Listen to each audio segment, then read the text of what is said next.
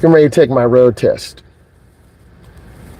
Not 16, not 17, 26 years old.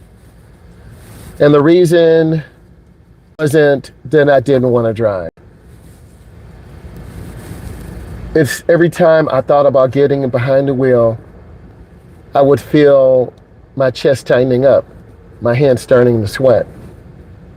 My brain would spiral into a worst case scenario before I even put in the key.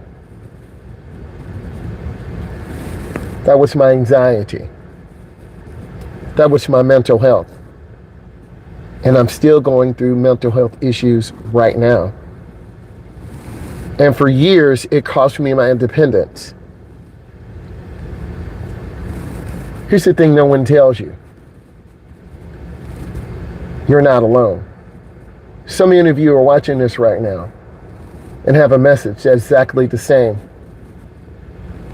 Late license, panic behind the wheel, feeling like everyone else except you are the one.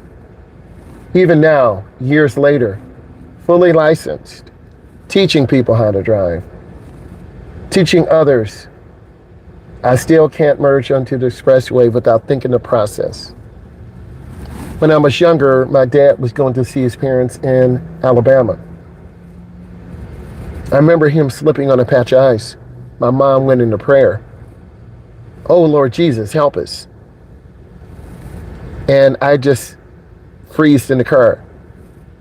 Somehow God protected us. And we didn't roll the car over. That impacted me.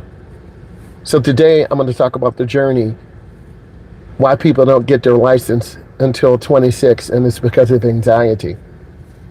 So I'm going to take you through this journey. I'm going to be real. I'm going to be honest. And yes, black ice is no joke. But I was a young kid. I didn't know what that meant. You want to make sure you're safe in the car. And I'm a big advocate of safety. You know this. And when you're driving, you got to look around. It is very aggressive out here. And as you look, you got to double take. You got to look. I had a problem getting up this morning. I already texted my boss and told her I'm going to be late. She said, "Are you coming in?" I said, "Yes." But I'm going to take you on this journey. And I want to be safe, and I want to be honest with you. I've always been honest with you. When you're driving like this, you're going through a journey every single time you get into the car. Because I live it every day with teens and adults who do not know how to drive. And it's a stark reminder. I can't take my job for granted. And I need all of you to just go through the journey. People are careless. You've seen this in the videos that I put together. People pulling on the front, side swiping. You saw a car flipped over the other day on I-94. I want to stay consistent, and I want to stay safe. Sometime when you drive, there are accidents around you, but we're trying to prevent accidents. I'm trying to show you when dangerous situations happen and how we can avoid. And that's one thing I want to show all of you. Because I've spun out and hit a wall before. It's very scary. I've been in the ditch with students. This person is riding their brake. They're driving with 2 feet. That's confusing. The truck to the left. What are they doing? When you learn to drive, it's really about survival. I don't want to hit a pedestrian. And I'm being very honest with you. One of my students was killed along this road. Later today, we'll come back and I'll show you the memorial. I am not making this up. And I owe her a tribute because she was walking across early in the morning and struck by a car. Every time I drive through this area, I am reminded of her. High school age, think about 10th or 11th grade, nice young lady, good strong family. It was so sad, and they left her there.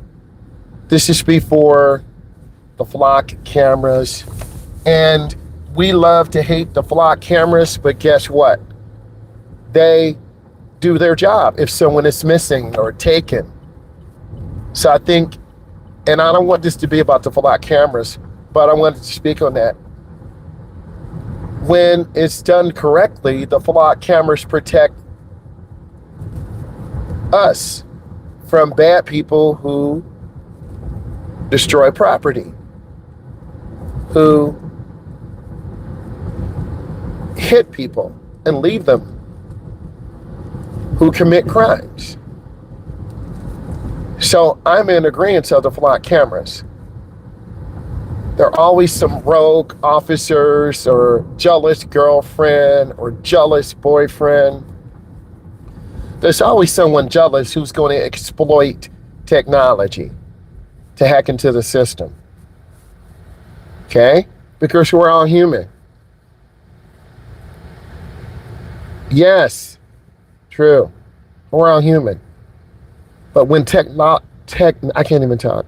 When technology is used the wrong way, we all suffer. So, and because I'm an instructor, I'm always reading, I'm always looking, because I want to bring you the most honest and educational perspective on driving. Right? Anxiety is real. There were several guys on motorcycles as we were training yesterday who deliberately cut in front of us, and they try to make us crash. You don't see some of that stuff, but I see more and more of it, and I'm driving young drivers under 25 who could be emotionally scarred. And all it does for me is just make me angry and not want to teach people how to drive. I realize it's a bigger calling. Around 2032, I'm going to end up doing something else. I enjoy this, but I can only take so much because, as you say, E, people do too much. They're selfish. It's that 45-year-old man or woman who's late. We're driving a little bit under the speed limit. They just gonna cut us off. It's that guy who's 18 to 28 who's on a crotch rocket, a motorcycle, with maybe a helmet on, no leathers, cut in front of us and almost make us crash. And I have to stay professional. But you want to get out and put hands on them sometimes because they don't realize the damage they're doing. And if we did that to them, we'd be garbage. But because I'm calm and chilled, I have to take the high road, and it takes a lot of strength. That's what you guys don't see. And this happens on the daily. And it's not a particular race of people or gender. People are just reckless and don't care.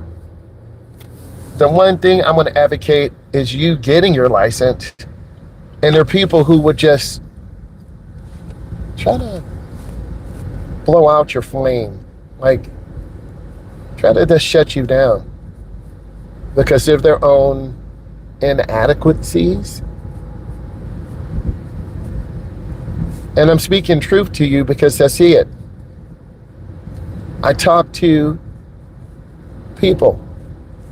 I met a young lady the other day at a fast food restaurant. She saw my live. She said, hey, I saw your live. Can you please help me? She was 24 years old. 24. 24 years old. And then her friend was 29. 29 years old, I'm saying to myself, it's more typical.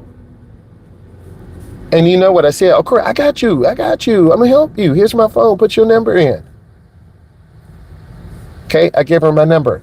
I doubt if she's going to call because I've talked about this before. There was a grown woman, kids, 35. She ran up to the car crying like, can you help me? Can you help me? I need practice for my test. I'm like, sure. We set up something for last Sunday. Her and her brother or nephew or something. She's 35, he's 29. They did not show up for driving. What's up with that? So people want to drive, but they don't show up. And I try not to build my hopes up because, I'll help anyone. Brooklyn's a little different. She has cerebral palsy. She's 21. Yeah, it's real. It's real. Like, people start coming out like, hey, like, they're literally crawling up to the car like in tears. And I know my calling. I know that I need to help more people. It is real. And there are thousands of people, but they're hiding in the woodworks. They don't want to come out. They're embarrassed. They're ashamed. But I have a quirky sense of humor. Right? Being real. Going through McDonald's drive-thru like I used to, but not anymore. Eating better. More people are watching these videos and it appeals to them. I'm very approachable. And I want to help. Yes, 100%. It's cost is a huge factor. Lessons, driving lessons, insurance, it's expensive. I was reading something. The median age for young adults to learn how to drive and try to get a car of their own is about 25 years old. I'm a few years older than you, but we couldn't wait to drive around 16, 17, get that license, let's go. But people are waiting. And cars, the prices of cars are ridiculous. And it's just so much going on. You could have a great job, 30, 40, 50, 60,000, and you still can't afford a good car. I'm not going to spend my whole salary on a $50,000 car. I'm going to get a used car 1 or 2 years old. It is ridiculous, and you live in a high market. You're in that East Coast area. I'm in the Midwest. Things are very expensive. Housing, rent, insurance. It's ridiculous. I had a chance to buy an older car. 2019, the gentleman wanted $27,000 GMC XL, really clean, very, very nice. I went to the credit union. I talked to them.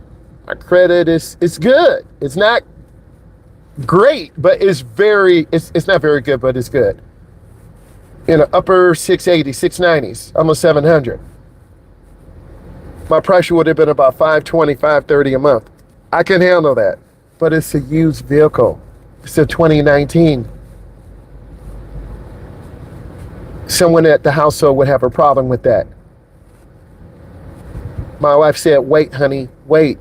Build up the credit. Let's knock down debt. I struggle with that. I personally struggle because I want a vehicle.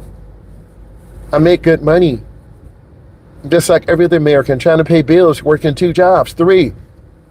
My daughter, I had a real conversation. She's babysitting and working for a family with a autistic child, I believe, and doing real estate. She's working and DoorDash. She's making about 120 a night, but she's working a lot of hours.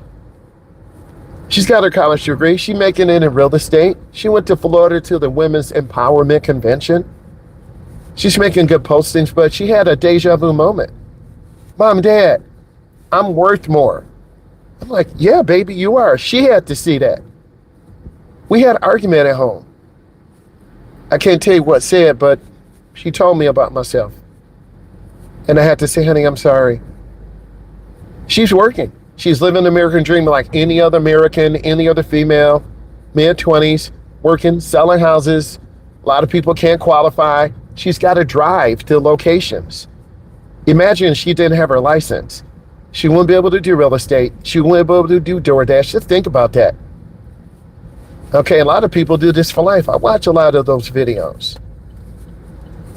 She makes about 170 to 125 a night. But 4 hours, 6 hours, she's tired. She comes home 12 o'clock. She's a 23-year-old female. You just think about that. Okay? Dinner time, weekends. She got her jet ski. She paid $6,000. I'll send you a shot. Right? I'm telling you real life. And I tried to get her out. And I get really old. My daughter will push me down the street. Our son will kick us down the street. They're going to try to clock my teeth when they hear this, but I'm speaking truth. You know when your kids or your nieces and nephews, you know how they're going to treat you. Right? All we do is care. I love you. I'll help you. You need a car. Here it is. You need money. Here it is. How much you need. Because we love our sons, their daughters, and our nieces and nephews, my cousins. We do anything. It's family. Yeah, I do anything for you. Because that's just who it is. Hopefully your package comes today. It better come today. I'm trying to merge out this fool trying to hit me. Okay? And I'm making it to work, not speeding. So I'm telling you real things because it's real life out here. If you don't learn to drive, you won't be able. You can make a living doing Uber Eats or DoorDash, but it's a hustle and it's a grind. Gas here in the Midwest is like $4.50. Okay, yeah, the sheets are here or there, $3.99, but that's only for 30 days. I always talk about being a defensive driver. And this area right now is extremely dangerous. I'm trying to stay in the middle lane, not tailgate anyone, see who's cutting over at the last second, see who's not using the blinker, who's using the blinker, all the things. Okay? And through me making these videos, I become a better driver. I'm showing you real life out here on the I-94, 450 plus tax, you already know. In New Jersey, I think they pump the gas for you. Some areas they pump it for you. They don't let you get out and pump.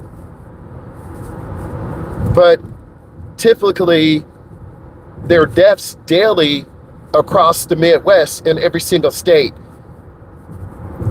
Automotive deaths. I'm particularly acute to this because I teach driver's ed and I help people learn how to drive. My colleague is helping adults learn how to drive. And I need to quit being scared and do some things and get funding. I always say that. There are things I have anxiety on too. Do I really want to do this? Will people really show up? You know, left lane blocked after Chalmers. Every time we drive on 94, we're putting our lives, but expressways, some parts, yes. Expressways are safer than city streets. Traffic is moving one way. There's an exit ramp and entry ramp. It's a controlled access. I'm trying to be consistent in this journey.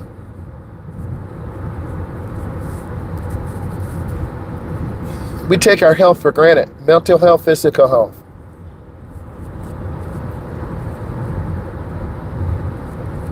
Yeah, they have no power. Yes. We lost power yesterday. In the building. Facts. Everyone has a story or a journey. We were driving yesterday. It is scary. Everyone, and a lot of people won't admit that. They're too, a lot of people won't admit that. Mother Nature does not play. I've taken you guys on this same route and I've showed you down power lines where before my brother got back into the hospital, he was at a particular group home. They had no power. We traveled back to Detroit. I took you through the hood on the east side. There were down power lines and trees. Did some of you forget? I didn't forget. And I'm cruising about 70 right now. Cars are flying. I'm not mad. But I know my safety limit. I know I try to stay within my lane. No pun intended. I do. The biggest thing is helping people. Where I've taught a sister or brother and then their older sister or brother. But guess what? One of my students said her sister's almost 23 and she doesn't want to drive. I'm like, what? She doesn't want to drive? She told me that. She said, Myles, you taught her, but she does not want to drive. I'm saying, are you serious? This curve we're going on is particularly dangerous. I'm increasing my following distance. There's a red semi truck behind me. I'm not making this up. You see that red truck behind me? If I hit brakes too hard, I'll be crushed. I don't know how long that truck driver's been driving. 8 hours, 10 hours, 12 hours. I want to be visible. I'm not against people learning to drive trucks. If I had to do it for my family, I would, but it's a lot of pressure and stress. I love my family too much. I was thinking about doing that. I always said, no, we'll never see you, barely see you now. So I did that when my son was younger.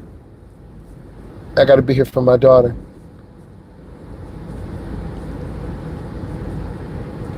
And my brother's still that's in the hospital. I want to give you a quick update. I called. He's still there.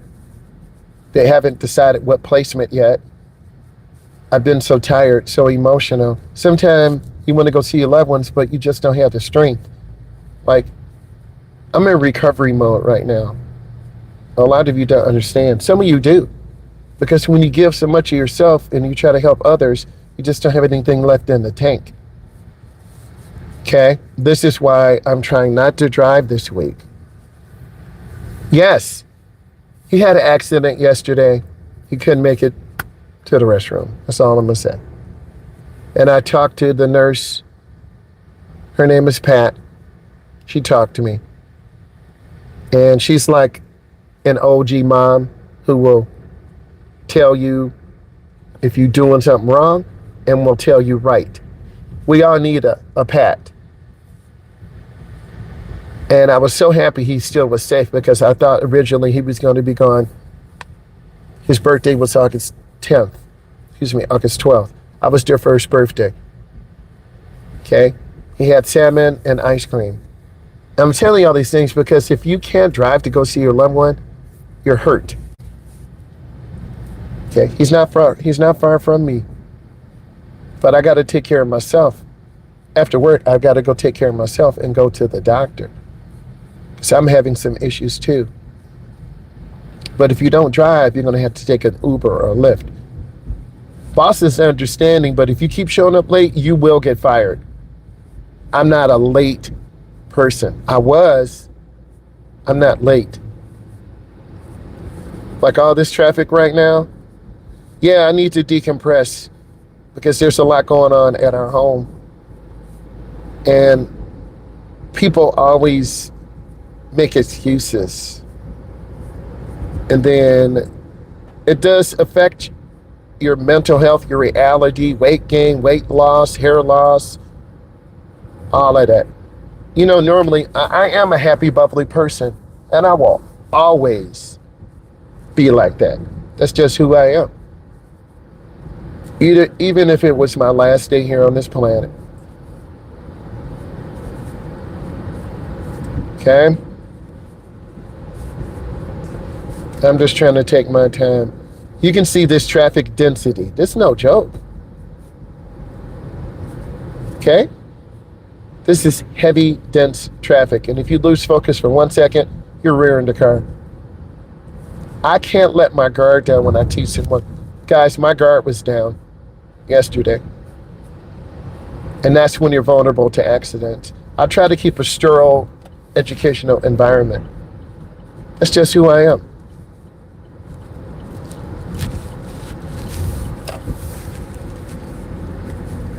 And E, you'll probably agree with this. I'm not Mr. Road Ready. He's AKA Daddy Detroit.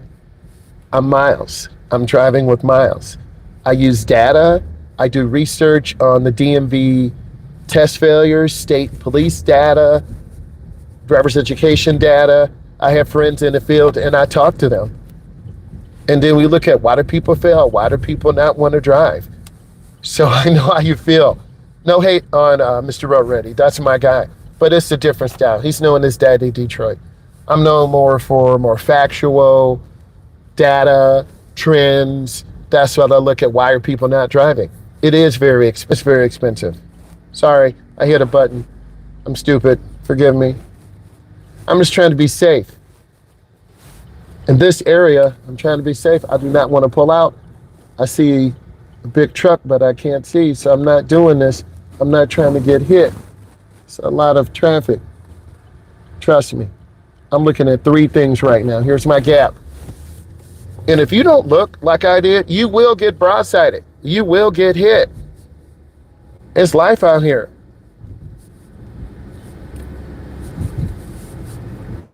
And I practice what I preach. And we all trying to get to work early, be on time. If you're on time, you're late.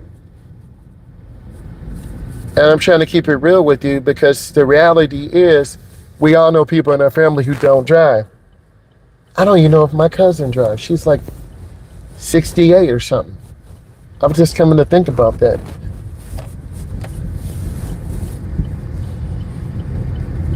I'm just trying to lock in and be safe. That's what I'm trying to do. And I encourage you to lock in and be safe. We all got a lot on our plate. And I'm just trying to teach you the reality.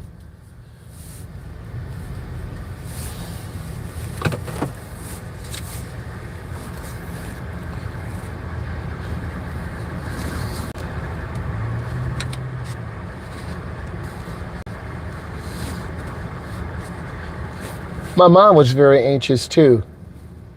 They both were Southerners from Alabama.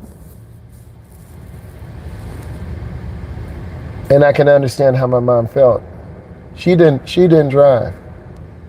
Mom, this is a tribute to you. So when I learned to drive, I would take her everywhere I could.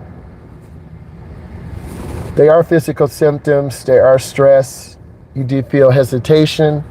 I get like that in the rain sometimes. I get like that when I'm taking beginner drivers out at night. They panic. One of my students last night, she didn't have her glasses on. She was kind of all over the road. I'm like, wow.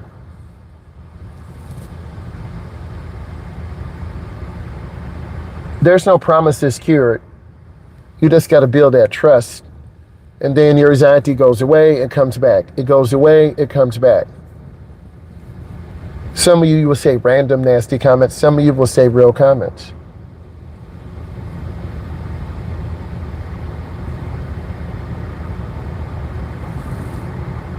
I'm going to end this on an invitation, not a resolution. I want to ask you, how old are you when you learned to drive? Tell me some of the challenges you had to overcome.